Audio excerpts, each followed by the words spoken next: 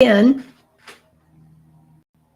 this is Peggy, and I just finished my this week's live stream, chapter 15, but I lost connection. I froze and then lost connection. I got back on, but the not only the connection, but the video was all blurry and off. So I thought, well, I'll just read it again, and it'll be on Facebook and YouTube so that any of you who want to listen can do that later. So I pray that it works this time. Thank you for your prayers from last week. I know some of you were praying for me. I had COVID, but I'm feeling much better. Even had a healing room today and had a wonderful time praying for a couple who came in and the husband had been healed the last time he came in of tardive dyskinesia, some involuntary movements of his face and body due to some medications. And he had been instantly healed from that. So he wanted to come and tell us and then get prayer for some other things. So that was very sweet. And we're so thankful that the Lord touched him. So this week, chapter 15, the name of the chapter is Pride and Superiority. And so this is going to be about a couple whose names depict what their hearts are. And we'll see if that's what their names remain the whole chapter through. So there are a few scriptures, quite a few. I'll just start out with a couple of them. One of them is Psalm 42:2, and this chapter talks about our hearts longing for him, or in this case, their hearts were longing for others, for other things, I should say. Psalm 42:2 says, "My soul thirsts for God, for the living God. When can I go and meet with God?"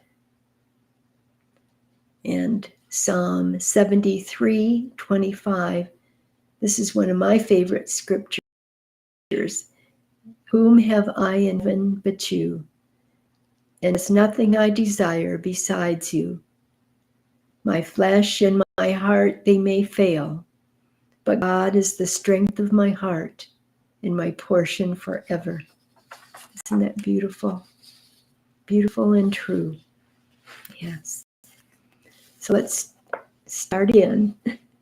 So pride had limped ever since that eventful day when he tried to overpower, much afraid, on her way to the high places, and the shepherd had come to her defense and had hurled him over the cliffs into the sea. Yes, he still limped, and his handsome face was very much scarred. And this was a very sore blow to him, for he had always been one of the handsomest and strongest men in the valley. Doubtless it was the fact that he could no longer arrogantly flirt with all the pretty girls, which had at last decided him to marry and settle down.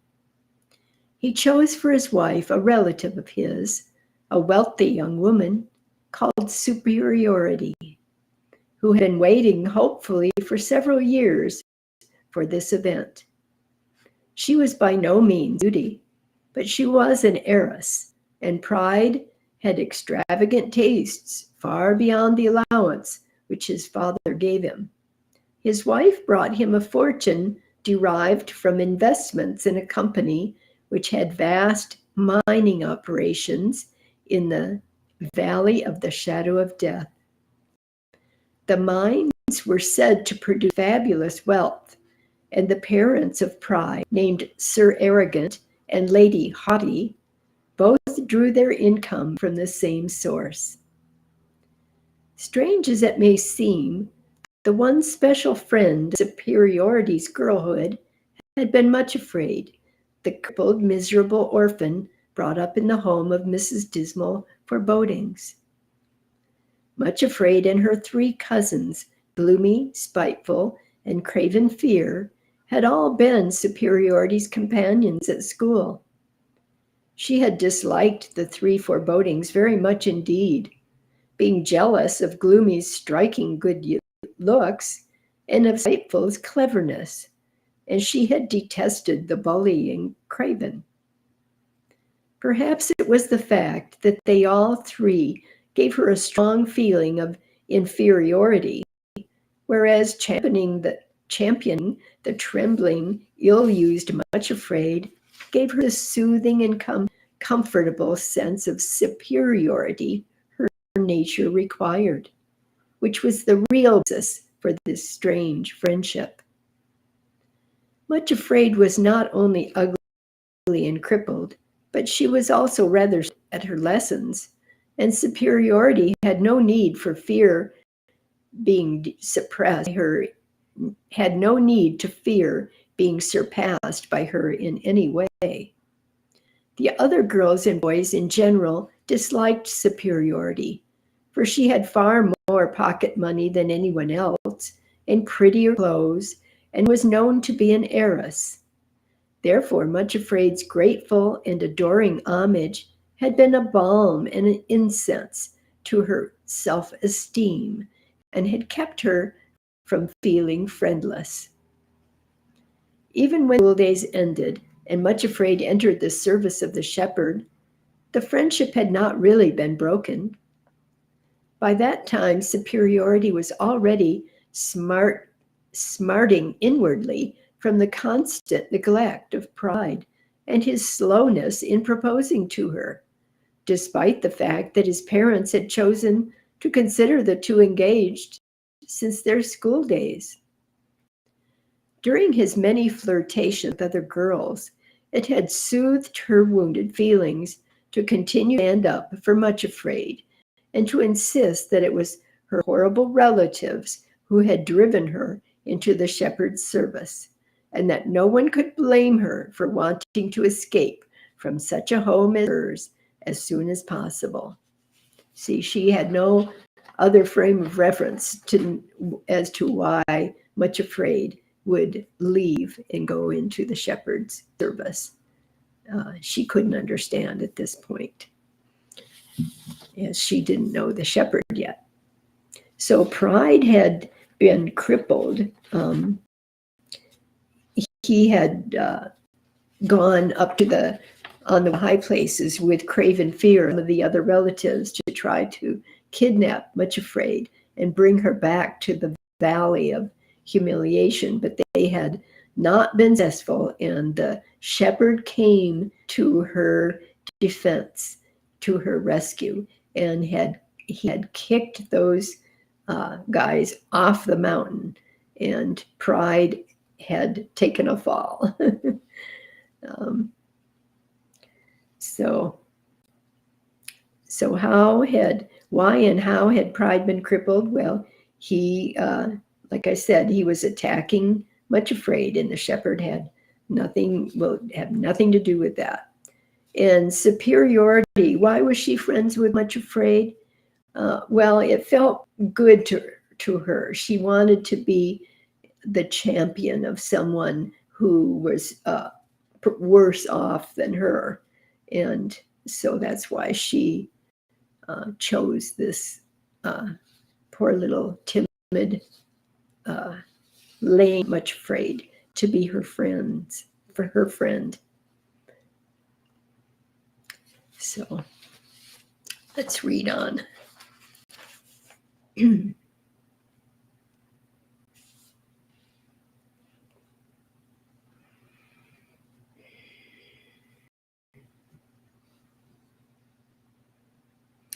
When Much Afraid went off with the shepherd to the high places, The dallying Pride, still without making any proposal to Superiority, had gone off in order to try to force Much Afraid to return, and had himself returned, not only having failed to achieve his purpose, but now he was crippled and scarred of face, and he was at long last ready to do what she had so long awaited, to marry her. Superiority told herself, therefore, that her friendship and gracious companionship of Much Afraid had been properly rewarded. Of course, as the wife of Pride, she was not tactless enough to sever her old friendship with the one through whom Pride had experienced such a fall, and there had been no need to do during Much Afraid's absence from the valley. It had been much more difficult, however, when she actually returned with a new name and attended by 2 regal-looking handmaidens. Undoubtedly, this would have been enough to break the friendship at last, were it not for the fact that Grace and Glory herself had taken such loving pains to maintain it. She had immediately sought out her friend, had given herself no airs, and had been so affectionately interested in all her friend's concerns that Superiority had been quite disarmed. After all, she said to herself, she may be considerably better off than she was before, little soul, but my own position is unassailable. I have a husband, lovely children, a beautiful home, and an ample fortune, and my husband is heir to a title. Why should I grudge my friend an improvement in her own fortune? I shall certainly not parade the friendship before my husband, and Grace and Glory shows that she is tactful enough not to do so either. It is just as well, however, to keep in with the shepherd's friends and not make enemies unnecessarily, as poor Pride has already found to his cost. Superiority had begun to find that to continue a friendship with Grace and Glory was not a simple and easy matter which she had first supposed. Strange as it seemed, considering the great difference in their worldly positions, it was impossible not to feel a growing sense of inferiority and envy. Certainly, Grace and Glory had no home of her own in the valley, no husband, no children, and no position. But in spite of that, she really seemed to live like a queen, waited on hand and foot, apparently, by her 2 regal attendants, every possible want somehow or other supplied, and enjoying complete liberty and independence. More extraordinary still was the growing influence which she seemed to exert on others. There were her aunt and cousins, for instance, so mysteriously changed in their attitude towards her, as loving now as they had been hateful before. In addition, so many of her feared relatives were now actually entering the service of the shepherd.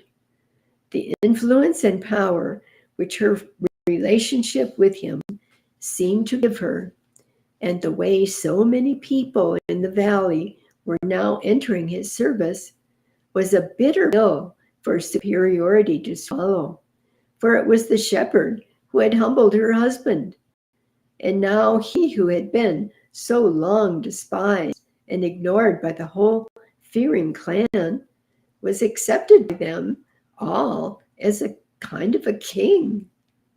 You see, they're realizing that the shepherd is the king. It was not only the family of Mrs. Dismal Forebodings. They weren't rich and important people, even though they were related to Lord Fearing. There was bitterness, for instance, actually giving up his prosperous hotel in order to follow the shepherd, and now resentment had announced his intention of resigning as bank manager, because the shepherd had infected him with scruples about the investments in the Dead Valley mines, by which so many of the bank clients were getting rich. There was self-pity too, and his stupid little wife, helpless, actually working for the shepherd and apparently enjoying it. Furthermore, according to Valley gossip, a host of less prominent citizens were doing the same thing. Then, to top it all, Grace and Glory held a position of influence and authority among them, which she herself, the wife of Pride and daughter-in-law of Sir Arrogant, had never possessed. There came a day when Superiority asked herself if it would not be better to end the friendship and to escape once for all from the growing sense of inferiority which every meeting with Grace and Glory and with her friends increased in her. You see, her true self, inferiority, is being pricked when she is with them. And the superiority by which she has been known her whole life, that's an act. That was an act. She felt superior, of course, but she felt superiority. She wanted that because she was really inferior, felt inferior in her own heart. Should she give up her friend and so sever all connection with the shepherd and cut herself off from all news of his doings? Or should she continue the friendship and accept the fact that the one she had once patronized and championed had now surpassed her altogether? Strangely enough, Superiority actually decided on the latter course. She could hardly tell why, except that when it came to the point, she found she really loved Grace and Glory, as she certainly never loved Much Afraid, and that she could not part with their friendship. As soon as she admitted that, she also realized that deep down in her heart, she not only envied Grace and Glory, but also yearned passionately to find what Grace and Glory had found and to know the shepherd himself. You see, that's beginning to stir in her heart, to know the shepherd himself. I was once visiting some people for a couple of weeks, and at the end of that time, and during that time, I didn't like push my beliefs, my religion, anything on them. I was just loving on them. And the very night before I had to leave, they both came to me, both these people, and said, "We want what you've got." And I was able to pray with each of them that night and lead them, introduce them to the King. Thank you, Lord. So pride had been crippled, and so the old saying, pride comes before a fall, that happened to him on the mountain as he was trying to bring Much Afraid back home. So Much Afraid, she was a true friend. When she came back from the high places, she didn't cut her friend's superiority off. She sought her out and loved on her. She was humble and really cared about her and showed her that she cared. But Superiority, she was having a struggle about whether to keep that friendship or accept that, even though it was an inferior friendship in her eyes. But she really didn't have any other choices, did she? She wasn't like having a bunch of friends to pick from. So she debated about that friendship, but decided in the end, because she loved Grace and Glory penetrated that hard heart of hers. And so she decided to keep that friendship. And her true inner longing was, I think, to know the shepherd, although he's not admitting it yet. She could not, and so it says here, she could not bring herself to confess this to anyone, but she made a secret inner choice. She would not give up the friendship with the one who now caused her to feel inferior and of whom she was envious. It was shortly after this decision to keep friends with Grace and Glory that Superiority noticed a change in her husband. He was increasingly moody and silent and appeared to be weighed down by some burden, whether of anxiety or annoyance, she couldn't tell. He didn't confide in her, but tried to laugh off her anxious inquiries and grew all the more moody. One morning, they entered the room for breakfast at an earlier hour than usual, for Pride had announced the eve before that he must visit the city of destruction and make an early start in the morning.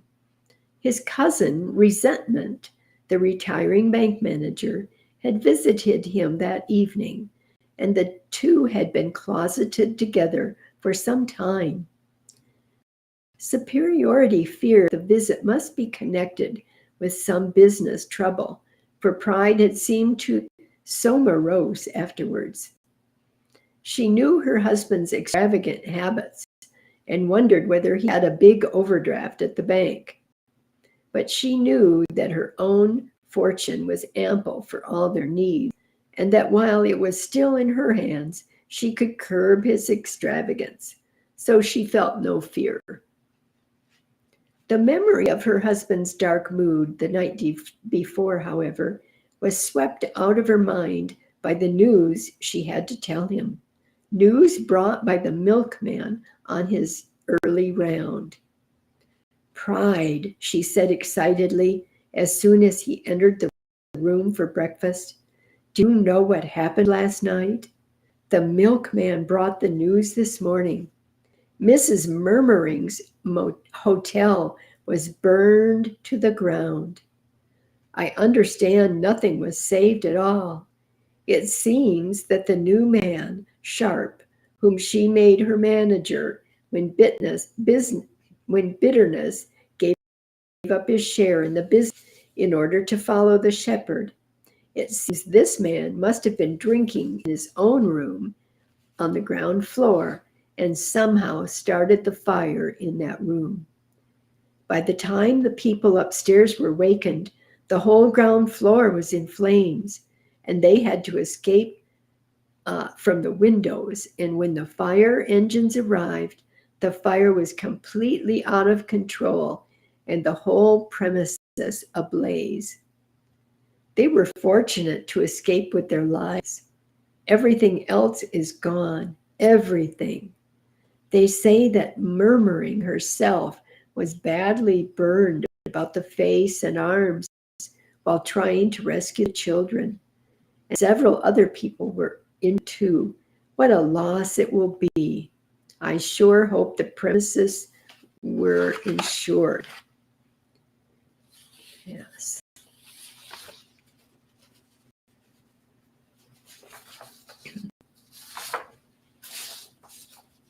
So,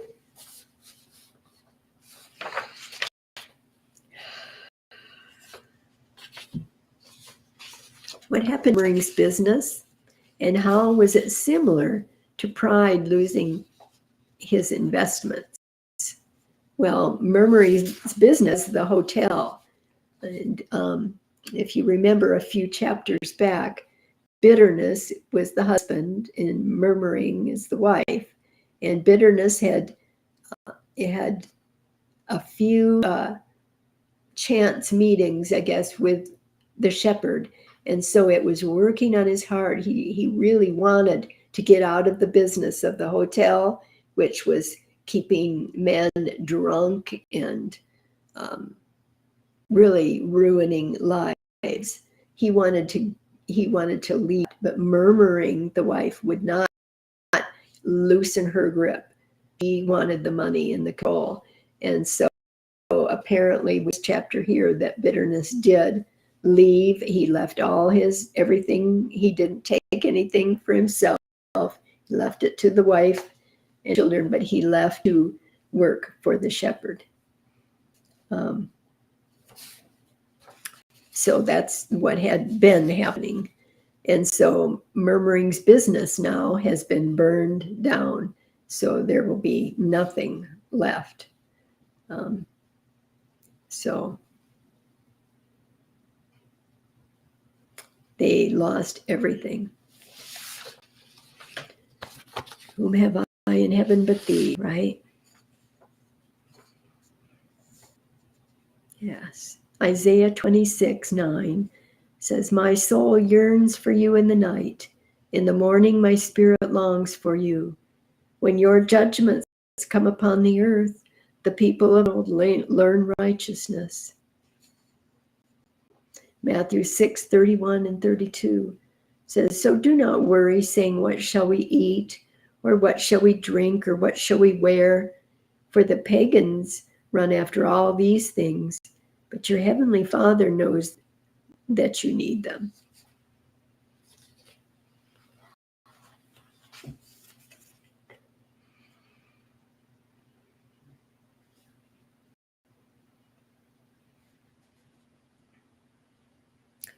She had said, I sure hope the premises was insured. And her husband, who had been staring at her with a strange, stricken look on his face, now muttered, I happen to know the place is not insured. That means murmuring has lost everything. That man Sharp had persuaded her to use all her savings to enlarge and repair the place and to make those big alterations. The business was prospering so well that murmuring decided this was the time to do it. And she told me that she would not insure it until all the expensive improvements were finished. What's happened to the man Sharp? Nobody knows. He completely disappeared. Whether he was burned and lies under the ruins, or whether he escaped, can't be known for sure. But they think it likely he escaped, for the safe in his room was open and, of course, empty. Murmuring used to let him deposit the money there each evening, and she banked it the following day. It really is extraordinary the way she trusted that man, considering what a shrewd woman she was in every other way. What about bitterness's share of the money, Pride? I suppose she couldn't use her husband's savings for those extensions and alterations. I understand that he gave up all claim to the money made in the business, answered her husband in a low voice. He said he wouldn't touch a penny of it, that it was money made by destroying men. So I imagine murmuring had it all. Complete ruin for them, said Superiority, commiseratingly, but with the initial concern felt by those who have an assured fortune and cannot be faced by loss or in themselves. I have found that to be true also. Her husband looked at her queerly. His face was very pale and his hands were shaking. After a moment's pause, all he said was, what a good thing it is that bitterness had already entered the service. They will have a roof over their heads anyway, and something to live on. The shepherd appears to provide for his helpers generously when they are in need.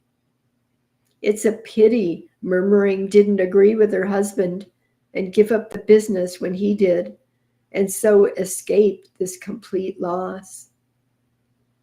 Giving a harsh, strange laugh, he added, in the end, fate and good fortune always seemed to be on the side of the shepherd's followers.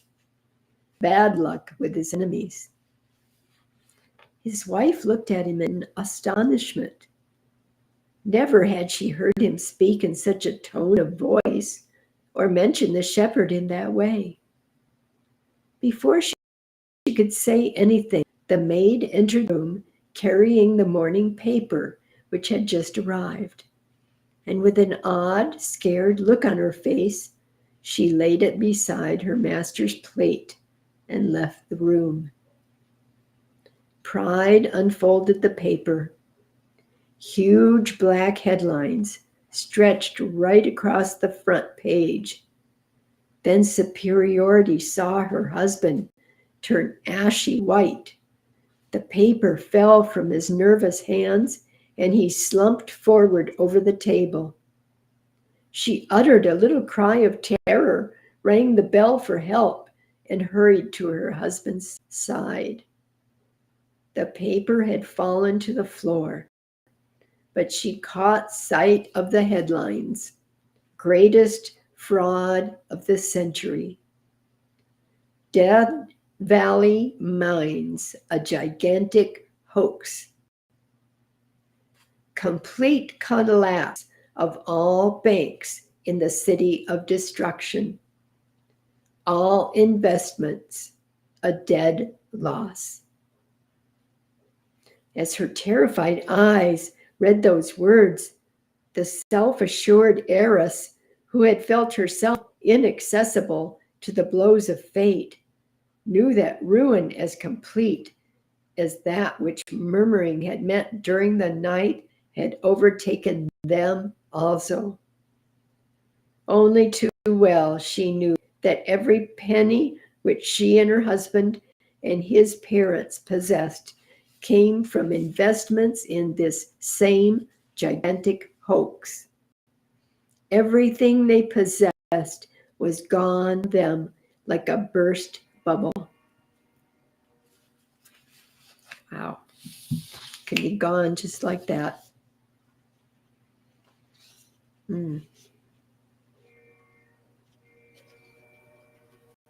Is there a time in your life when you were at the bottom and not knowing what to do?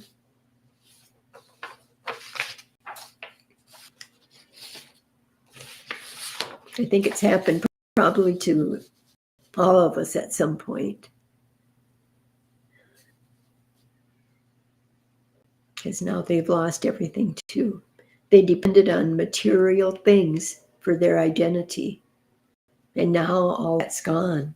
So is their identity.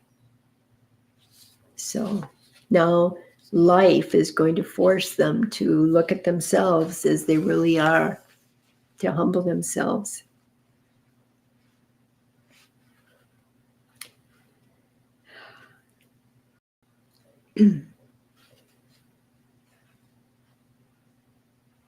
When Pride recovered consciousness, he was in a fearful state of mental fear and distress.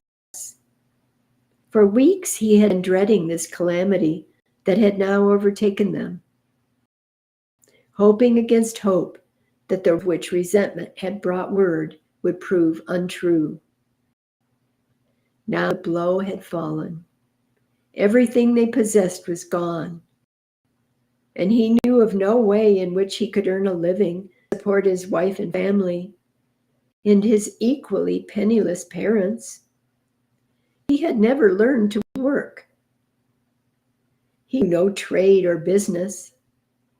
He was quite unfit from a lifetime of soft living for hard manual labor, and the awful realization broke over him that he was completely inadequate for this new and terrible situation,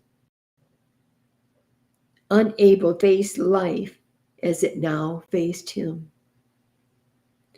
The thought of his wife and children left utterly alone and penniless withheld him from committing suicide at once. But the realization that he himself was unable to do anything for them, even if he remained with them, was so terrible that he felt he could not bear it. He had been suddenly stripped of everything in which he had trusted, and now found himself so despicably incompetent and inadequate that it seemed a disgrace to remain alive. His wife's superiority was equally terrified by the discovery of her own unfitness to face life and its demands when deprived of all the service and ease and pleasures with which wealth had supplied her. Her reactions, however, differed from those of her husband. Perhaps it was the inner decision which she had made a few days ago to continue to love Grace and Glory because of the passionate longing in her heart, which she had at last admitted to herself, to know the shepherd. That made her at this time, when her whole life lay in ruins about her, think with a death, almost despairing hope of appealing to the shepherd for help. When at last her half-crazed husband could be brought to listen to her, and she made the suggestion that in their utter loss of all things, they should at last turn to the one they had so long disdained and rejected, Pride's reaction was one of agonized horror and shame. "How can we?" he almost shrieked at his wife. "How can we go crawling and groveling to him now that we are ruined and absolutely destitute? How can we implore his help after scorning him all these years when we were wealthy and secure? We can at least save ourselves that last complete humiliation of groveling before him as beggars, pleading for a pittance flung us out of pity and likely being despised and turned away." "But we are beggars," said Superiority in a trembling voice. "And is it not better to face the fact, Pride, and to acknowledge ourselves to be what we really are? Unless the shepherd will accept us and teach us some kind of useful work, however menial, I don't see what other hopes there are for us." You see, she's seeing the situation they're in, but she's seeing a way out. So her solution is to go to the shepherd, even though Pride didn't want to. So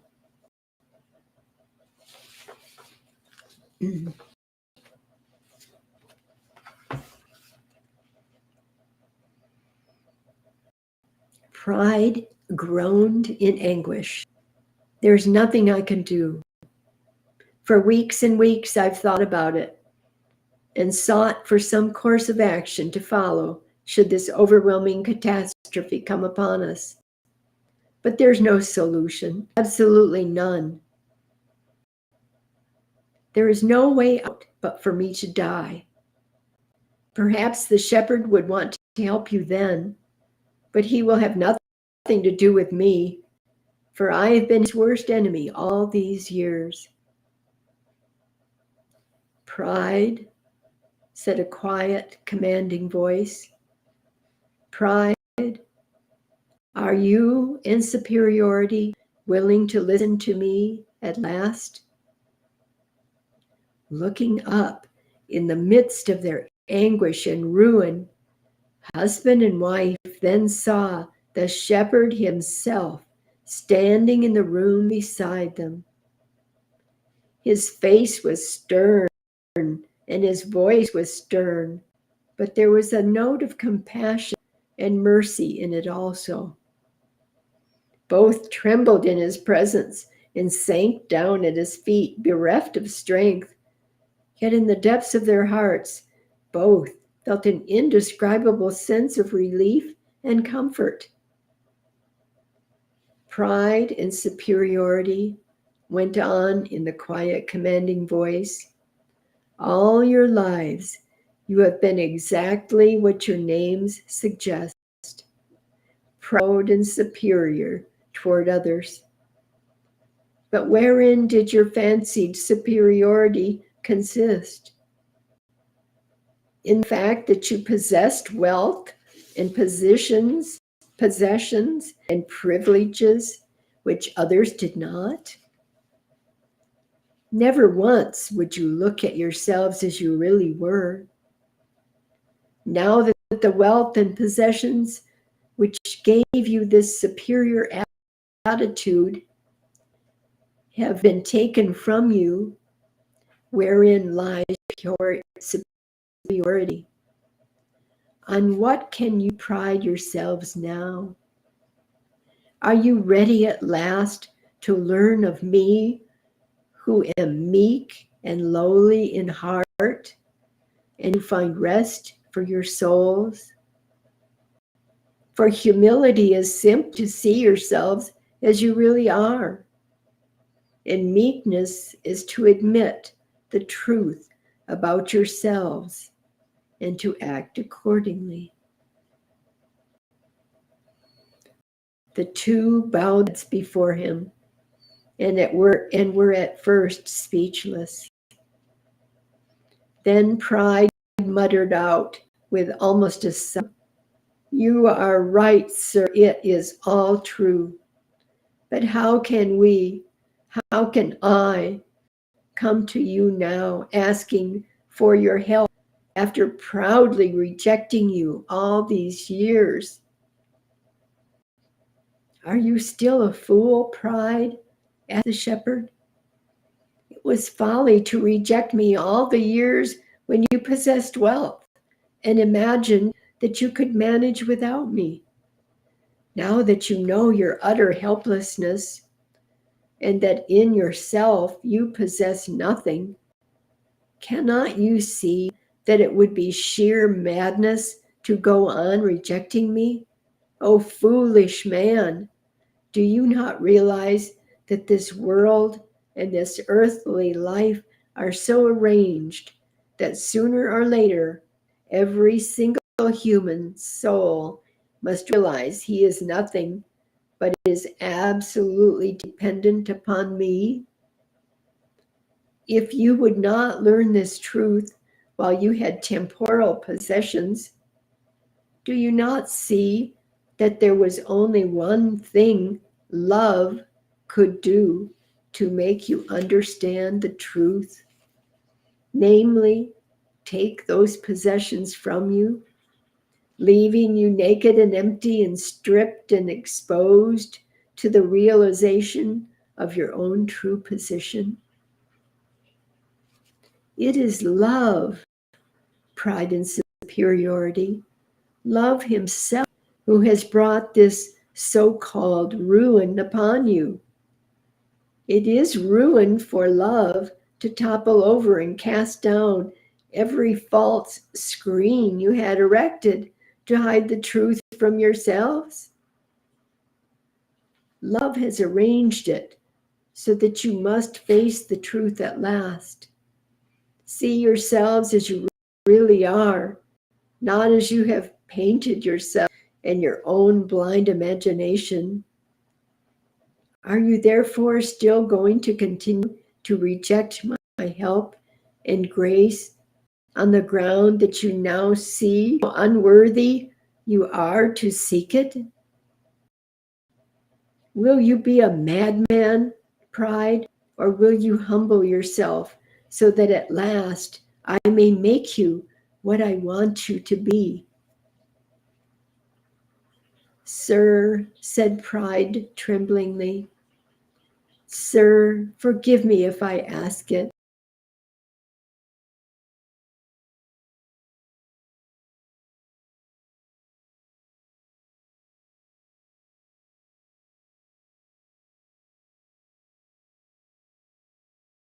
if it keeps going, and see. I can make you what I planned that you should be when I created you.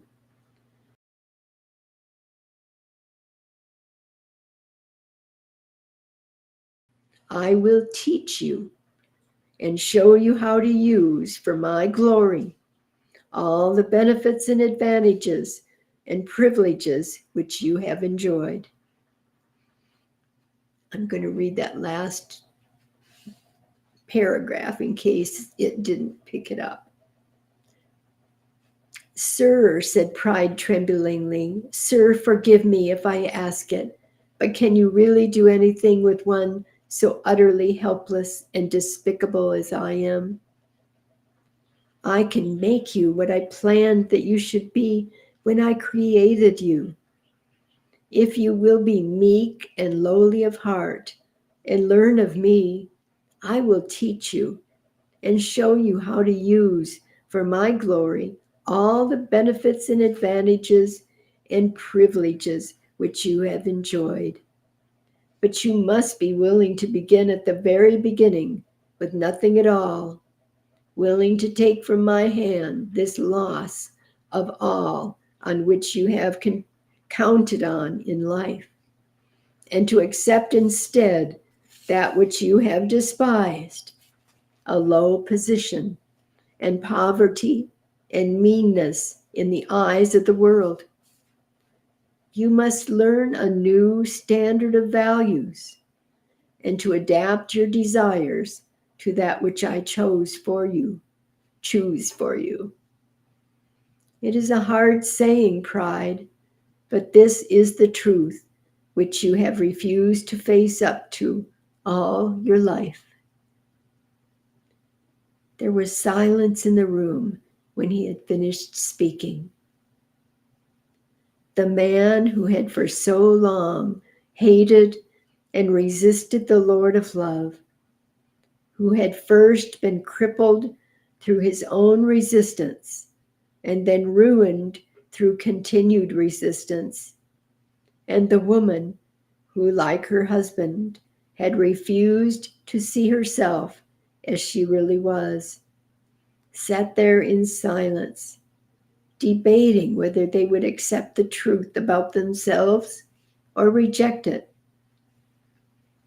Then Superiority rose and, going to her husband, took his hand and said in a trembling voice, "This is the great opportunity of our lives. We have been fools. Shall we cease to be fools from this day onward? We have lost all but our own selves. How blessed to lose ourselves also, that we may find the life we were meant to live." He says he will make us meek and lowly of heart like himself. I'm sick to death of being superior. Are you not sick of being proud?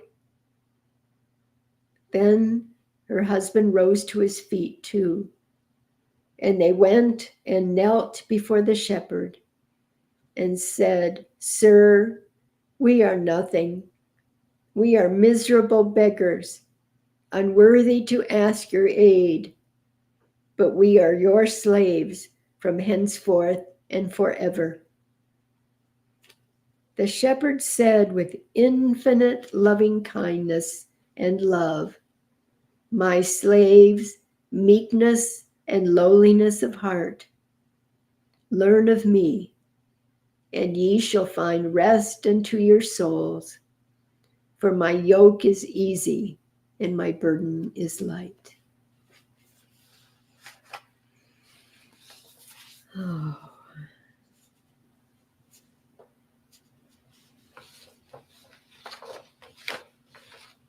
How did the shepherd sum up their problem?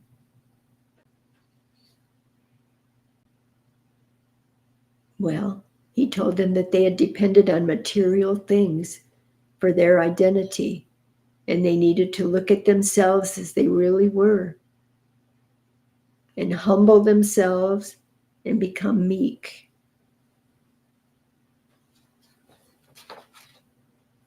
Is it humility to think we can't come to him when we've messed up so badly? No, that's not humility. How did pride and superiority respond in the end? Well, they humbled themselves to follow the shepherd. What names, new names, did he give them? He gave them new names of meekness and lowly of heart. You see, those were just like much afraid had been changed, given a new name, grace and glory, which was the opposite of what she had been. He gave them new names, which were their true selves that he created them to be, but they had never lived those names. Meekness and lowliness of heart. It's so sweet. Yes. Philippians 4:19 says, "And my God will meet all your needs according to the riches of his glory in Christ Jesus." So he's going to meet their needs now. James 4:10 says, "Humble yourselves before the Lord, and he will lift you up." And 1 Peter 5:6 likewise says, "Humble yourselves, therefore, under God's mighty hand, that he may lift you up in due time." And like the shepherd was saying, love will go to great lengths. And sometimes it's severe, but it is love. It is for their best.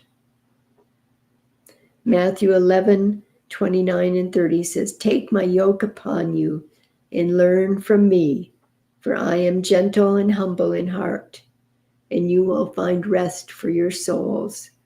For my yoke is easy and my burden is light."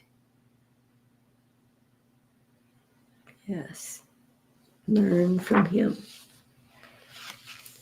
Well, that was precious.